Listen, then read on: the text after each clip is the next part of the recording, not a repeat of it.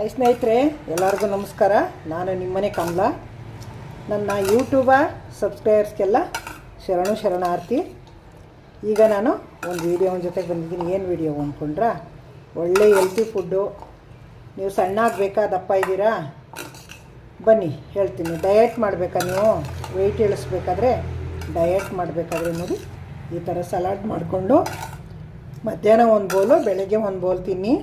One time ಊಟ ಮಾಡಿ ನಿಮ್ಮ ವೆಯ್ಟ್ನ ಇಳಿಸ್ಕೋಬೋದು. ನೀವು ಡಯಟ್ ಮಾಡಿ ಇಳಿಸ್ಕೋಬೋದು. ಊಟ ಬಿಟ್ಟಂತೂ ಇಳಿಸ್ಬೇಡಿ. ಹೊಟ್ಟೆ ತುಂಬ ತಿನ್ನಿ, ಇದನ್ನೇನು ಏನೂ ಆಗೋಲ್ಲ. ಇದೇನೋ ಬಾಡಿ ಬರೋಕ್ಕೆ ಕೊಡೋಲ್ಲ ಇದು. ನೋಡಿದ್ರಿ ಅಲ್ವಾ? ಬನ್ನಿ ನೋಡ್ಕೊಂಬರೋಣ ಏನೇನು ಬೇಕು ಇದಕ್ಕೆ, ಸಾಮಾನು ಮಾಡೋ ವಿಧಾನ ಹೆಂಗೆ ಅಂತ ನೋಡ್ಕೊಂಬರೋಣ. ಬನ್ನಿ ಹೇಳ್ಕೊಡ್ತೀನಿ, ನಿಮಗೆ ತೋರಿಸ್ಕೊಡ್ತೀನಿ. ಮಾಡಿಕೊಂಡು ನೀವು ನಿಮ್ಮ ಮನೆಯಲ್ಲೂ ಮಾಡಿರಿ. ಸ್ನೇಹಿತರೆ, ಸಲಾಡ್ ಮಾಡೋ ವಿಧಾನ ತೋರಿಸ್ತೀನಿ. ಬನ್ನಿ ಏನೇನು ತೊಗೊಂಡಿದ್ದೀನಿ, ಏನೇನು ಬೇಕು ಸಲಾಡ್ ಮಾಡೋಕ್ಕೆ ಅಂತ ಹೇಳಿದ್ನಲ್ಲ. ವೆಜ್ ಸಲಾಡು ನೋಡಿ, ಒಂದು ಬೌಲು ಸ್ವೀಟ್ ಕಾರ್ನ್ ತೊಗೊಂಡಿದ್ದೀನಿ. ಮತ್ತು ಒಂದು 5 ಬೀನ್ಸ್ ಕಟ್ ಮಾಡಿ ಇಟ್ಕೊಂಡಿದ್ದೀನಿ. ಒಂದು ಚಿಕ್ಕ ಒಂದು ಕ್ಯಾರೆಟು, ಮತ್ತು ಒಂದು ಅರ್ಧ ಪೀಸು, ಕಾಲು ಪೀಸಲ್ಲಿ ಒಂದು ಕಾಲು ಪೀಸ್ ತೊಗೊಂಡಿದ್ದೀನಿ. ಸೀಗೆಣಸು ತೊಗೊಂಡಿದ್ದೀನಿ. ಸೌತೆಕಾಯಿ ತೊಗೊಂಡಿದ್ದೀನಿ, ಒಂದು ಅರ್ಧ ಟೊಮೊಟೊ ತೊಗೊಂಡಿದ್ದೀನಿ. ಈಗ ಮಾಡೋ ವಿಧಾನ ತೋರಿಸ್ತೀನಿ, ಬನ್ನಿ ನೋಡೋಣ. ನೋಡಿ, ಇಲ್ಲಿ ಸ್ಟವ್ ಮೇಲೆ ಒಂದು ಪಾತ್ರೆ ಇಟ್ಟಿದ್ದೀನಿ. ನೀರು ಕುದೀತಾ ಇದೆ. ಜಾಲರಿ ಇಟ್ಟಿದ್ದೀನಿ ಅದರೊಳಗೆ. ಈಗ ನೋಡಿ, ಇದರೊಳಗೆ ಸ್ವೀಟ್ ಕಾರ್ನ್ ಹಾಕಿದ್ದೀನಿ. ಸ್ವೀಟ್ ಕಾರ್ನ್ ಅಂದರೆ ಮುಸ್ಕಿನ ಜೋಳ. ಬೀನೀಸ್ ಹಾಕ್ತಾಯಿದ್ದೀನಿ. ಈಗ ಒಂದು 5 ನಿಮಿಷ ಹಾಫ್ ಬಾಯ್ಲ್ ಮಾಡ್ಕೋಬೇಕು. ಫುಲ್ ಚೆನ್ನಾಗಿ ಬೇಯಿಸಬಾರ್ದು, ಹಾಫ್ ಬಾಯ್ಲ್ ಮಾಡಿಕೊಂಡ್ರೆ ಸಾಕು. ಬೀನ್ಸ್ ಹಾಕಿದ್ದೀನಿ, ಕ್ಯಾರೆಟ್ ಹಾಕ್ತಾಯಿದ್ದೀನಿ.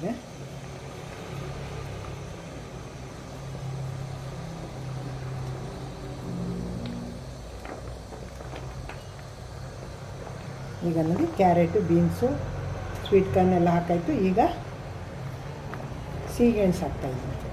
ಎಲ್ಲ ಚಿಕ್ಕದಾಗಿ ಕಟ್ ಮಾಡಿ ಇಟ್ಕೊಂಡಿದ್ದೀನಿ. ಸೀಗೆಣಸು ಹಾಕ್ತಾಯಿದ್ದೀನಿ. ಮೊದಲು ಒಂದು ದಿವಸ ಮಾಡಿ ಹಾಕಿದ್ದೆ, ಅದು ಬೇರೆ ಮೆಥೇಡು. ಅದು ಮೊಳಕೆ ಕಾಳು ಹಾಕಿ ಮಾಡಿದ್ದೆ. ಇವತ್ತು ಮೊಳಕೆ ಕಾಳು ಹಾಕಲ್ಲ, ಸ್ವೀಟ್ ಕಾರ್ನ್ ಹಾಕಿದ್ದೀನಿ. ಇದಕ್ಕೆ ಬೇರೆ ಮೆಥಡಲ್ಲಿ ಮಾಡ್ತೀನಿ. ಇವತ್ತು ನಾನು ಒಂದೇ ಥರ ಮಾಡಲ್ಲ. ಇದೊಂದು ಮೆಥಡು, ಅದೊಂದು ಮೆಥಡು. ಈಗ ನೋಡಿ, ಇದು ಮುಚ್ಚಳನ್ನು ಕ್ಲೋಸ್ ಮಾಡಿ 5 ನಿಮಿಷ ಹಾಫ್ ಬಾಯ್ಲ್ ಮಾಡ್ಕೊಳ್ಳೋಣ. ಕರೆಕ್ಟಾಗಿ 5 ನಿಮಿಷ ಸಾಕು. ನೋಡಿ ಸ್ನೇಹಿತರೆ, 5 ನಿಮಿಷ ಹಾಫ್ ಬಾಯ್ಲ್ ಆಗಿದೆ. ನೋಡಿ, ಸ್ಟವ್ ಆಫ್ ಮಾಡಿಬಿಟ್ಟು ತಣ್ಣಗಾಗಕ್ಕೆ ಬಿಡೋಣ. ಈಗ ತಣ್ಣಗಾಗಲಿ. ನೋಡಿ ಸ್ನೇಹಿತರೆ, ತಣ್ಣಗಾಗಿದೆ. ತೆಗೆದು ಇಟ್ಕೊಂಡಿದ್ದೀನಿ. ಈಗ ಬನ್ನಿ, ಈಗ ಮುಂದೊಂದು ಪ್ರೊಸೀಜರ್ ಏನು ಅಂತ ನೋಡೋಣ.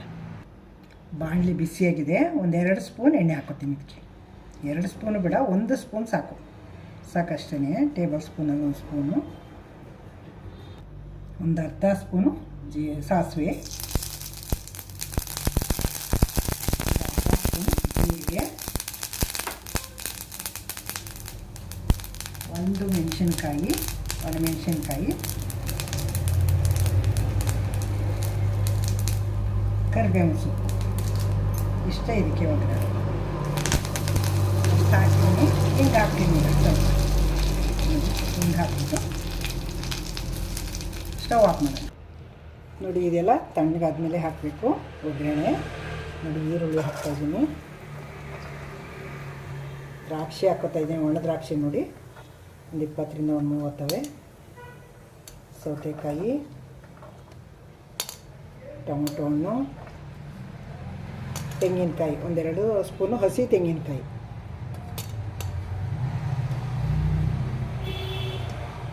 ಇಷ್ಟು ಹಾಕಿದ್ದೀನಿ.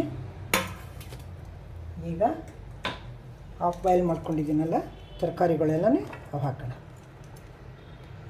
ಈಗ ರುಚಿಗೆ ತಕ್ಕಷ್ಟು ಉಪ್ಪು ಹಾಕಿ ಮಿಕ್ಸ್ ಮಾಡೋಣ.